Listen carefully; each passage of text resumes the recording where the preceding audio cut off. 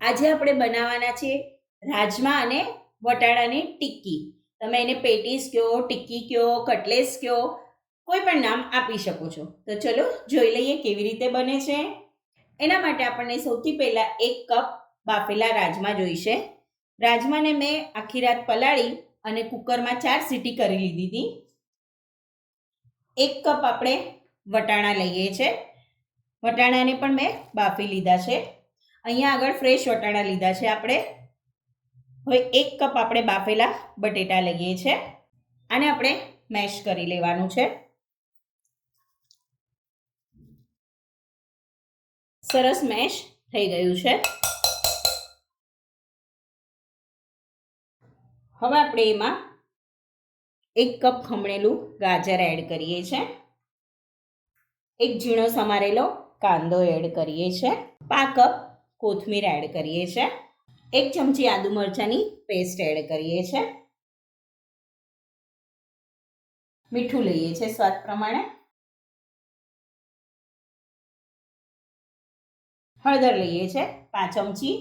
ધાણા જીરું લઈએ છે 1/2 ચમચી. કિચન કિંગ મસાલો લઈએ છે 1/2 ચમચી. શેકેલો ચણાનો લોટ લઈએ છે 1/2 કપ. હવે આ બધું મિક્સ કરી લઈએ. સરસ મિક્સ થઈ ગયું છે. હવે આપણે આની ટિક્કી વાળી લઈએ.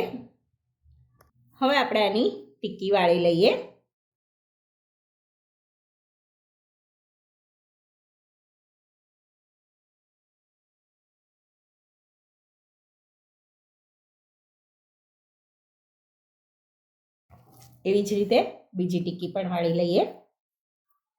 હવે આપણે અહીંયા એક પેનમાં 3 ચમચી ઘી લઈએ છે. અત્યારે મેં ઘી લીધું છે, તમે તેલમાં પણ શેકી શકો છો.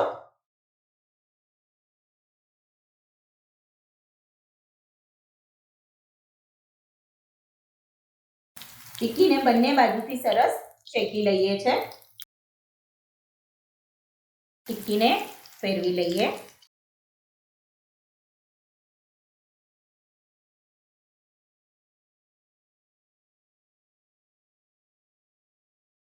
બીજી બાજુ પણ સરસ આવી ગોલ્ડન શેકી લઈએ છે. ટિક્કીને સર્વ કરીએ. તો છે ને સરસ મજાની રાજમા મટર ટિક્કી તૈયાર. મળીએ નવી રેસીપી સાથે. ત્યાં સુધી સ્વસ્થ રહો, મસ્ત રહો અને ખાતા રહો. અને હા, લાઈક, શેર અને ફોલો કરતા રહેજો. Thank you.